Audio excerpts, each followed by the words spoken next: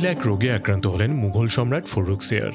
রাজ্যের সকল চিকিৎসক হেঁকে মিলেও সেই রোগের কোনো সমাধান করতে পারল না। মুঘল শাহিনশাহ দরবারে দাঁড়িয়ে এক ব্রিটিশ যুবক, ইস্ট ইন্ডিয়া কোম্পানির একজন কর্মকর্তা উইলিয়াম হ্যামিল্টন পেশায় ছিলেন চিকিৎসক, যিনি সেই রোগের সমাধান করতে পেরেছিলেন। আর এই একটা ঘটনায় বদলে দিল পুরো ভারত উপমহাদেশ তথা বাংলার ইতিহাস।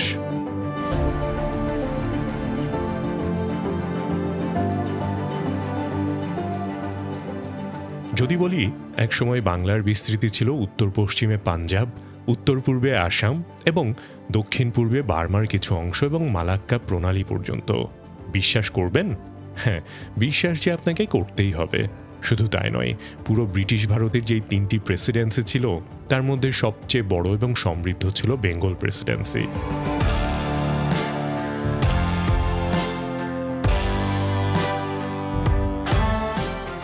1853 সাল নাগাদ ব্রিটিশ ভারতের সবচেয়ে বিশাল, সবচেয়ে সম্পদশালী প্রদেশ ছিল বাংলা, যার অর্থশক্তিকে কাজে লাগিয়েই ব্রিটিশরা গড়ে তুলেছিল তাদের সাম্রাজ্যের ভিত্তি।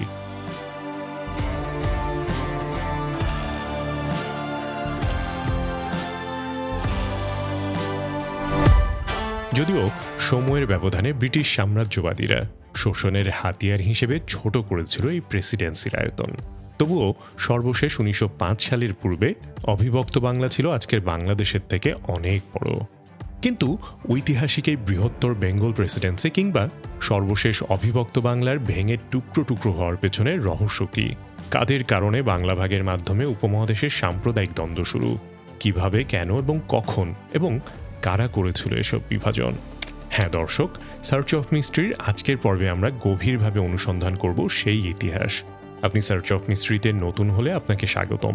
আজ থেকেই হয়ে যান এই পরিবারের সদস্য, কারণ আমাদের প্রতিটি পর্বই আপনাকে নিয়ে যাবে ইতিহাসের অজানা গলিতে।